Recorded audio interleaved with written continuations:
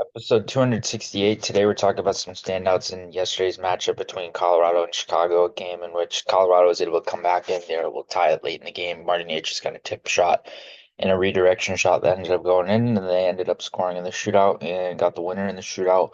And it was a close game. I thought the Hawks, they held their own for the most part in this game, especially when you look at how they played throughout the first period and early on the second. I thought they outplayed Colorado for a little while there, and then Colorado started to spring back into life a little bit. And I think from that point on, and especially throughout the second and on, I think they're able to take control a little bit easier, and it was easier for them to be able to execute and be able to generate offense. And it seemed to be much easier for them to play in a rhythm like they usually do. And I think with a lot of their top guys producing that the way they did, especially later on in the game, it made it easier for them to be able to produce a little bit more offensively. And they were able to be a little bit more engaged in that way. I thought Cale Makar, starting with Colorado standouts, I thought Cale Makar was really effective. Nathan McKinnon really effective, but Cale Makar was the only player on Colorado with a 2-point game, a goal and an assist, 4 shots on goal, and he was creating a lot of offense. He was very active on top of pucks. He's very active shooting pucks from coming downhill. He's very active moving across the offensive zone. He was just very active in many different situations, and I think it allowed him to be able to create offense very effectively. I think he was creating a lot from the point. He was creating a lot of volume from the point and coming downhill offensively, and was able to be elusive in terms of his movement inside the ozone, his lateral movement, and how he was adapting there, and was just overall very effective. I thought Nate McKinnon was just he was a little quiet early on in the game, but then as the game went on, he ramped it up pretty quick, and I remember early on in the game, he had a couple rushes though that were really nice.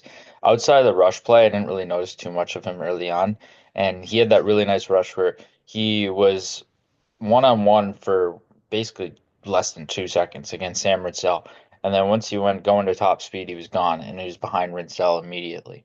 And Rinzel's a good player, but Nate McKinnon, it was just his speed. It gets hard to control and hard to stop his speed when he gets going and he has space to move. And when you're allowing him space to move, he's going to take advantage of that. So that's what he was doing in certain situations yesterday, more so off the rush. And then inside the offensive zone, I think he was good, but he wasn't necessarily super noticeable. Like I noticed his speed, I noticed his movement, I noticed his passing ability. I think those are all things you notice. His quick stick handling, his ability to overhandle pucks, and how he really weaponizes his stick handling and tight. Like those are the things you always notice when it comes to him. Those are the things that are basically ingrained in his game that you can know with even without watching him that much, that you know he's going to execute. Martin Necas had a goal tip shot in this game and was very effective. I thought he's really heavily relied upon transition off the rush, creating offense there and being reliable there, and was just creating a lot of speed. And with Colorado, I think this is, you could argue it's one of the more faster teams that they've had in recent years. And in terms of the depth group they have a ton of speed in their depth and inside their bottom six too. And even on the defensive side, like Sam Malinski's fast with his feet. Sam Malinski's fast with his movement. They have a lot of defensemen who have that style of play. Same with Gerard, Devon Taves, Cale Makar. And I mean, I wouldn't necessarily throw Eric Johnson into that mold. I think he's kind of in his own realm more so compared to the other skaters, but with those guys mainly like Taze, Makar, Gerard, Malinsky, and some other guys that have rotated in and out. I even think Keaton Middleton is effective with his feet. He was playing yesterday too.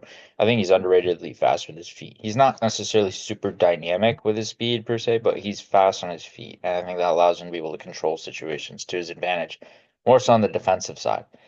And going back to Natchez, I just think he was shooting a lot. I think he always plays well against Chicago. I remember last summer, actually, Chicago had interest in acquiring his rights when he was in RFA before he signed in Carolina because it was being discussed whether or not he wanted to resign there and so on and so forth. And there was rumors about an offer sheet and many different teams and stuff like that.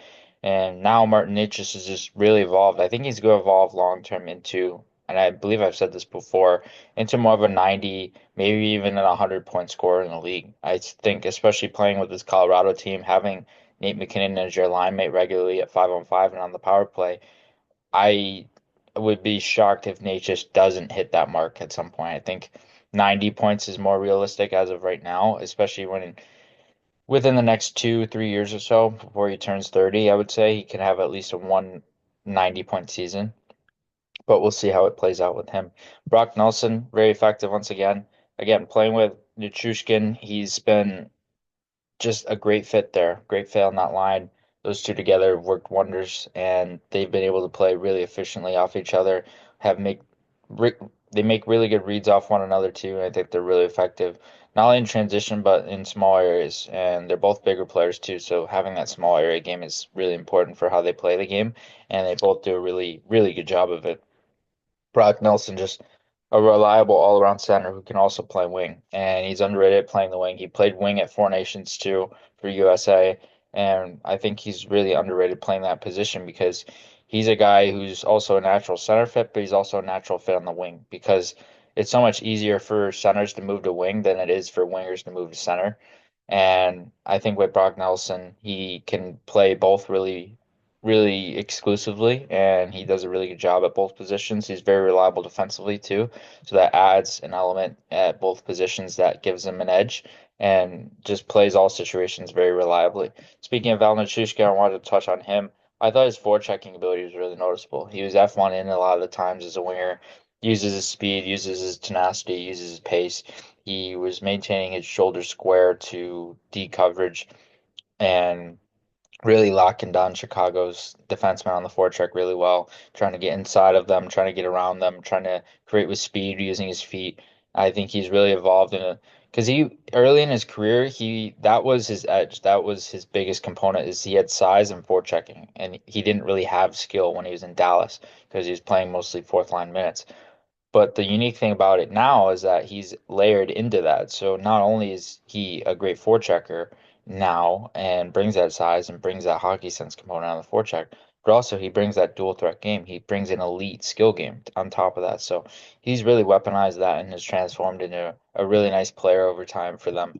As for some standouts in Chicago side, I think Connor Murphy had a really good game. He had a goal and assist, really nice shot on his goal, a little one-timer off the pass from Connor Bedard, and we'll get to Bedard eventually. But I thought Murph was just really noticeable. He's creating a lot in zone offensively. He's very physical around the net as he usually is. I think he's evolved in more of a really, really physical player and a player that is kind of the target of a lot of hits in terms of Chicago side. Like when you think of Chicago, you don't think of too many targets. I mean, Nick Foligno might be a hit target because he throws so many hits, but I think Connor Murphy's that main guy where he talks a lot, he chirps a lot, but he also throws a lot of hits. So he's going to be on the receiving end a lot of that a lot too.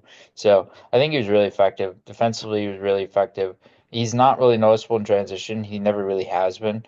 And I think it's mostly because of his feet more than anything else. I think if he was a slightly more above average skater, he would be more effective in transition and carrying pucks. But I think in transition, he was okay yesterday. He was good at quick ups, good at outlets, good at making quick passes and stretch plays, moving up ice. Then in zone offensively, his rotations, his ability to move on and off the puck, and how he's moving into space for his teammates and being able to create shot lanes and pass lanes.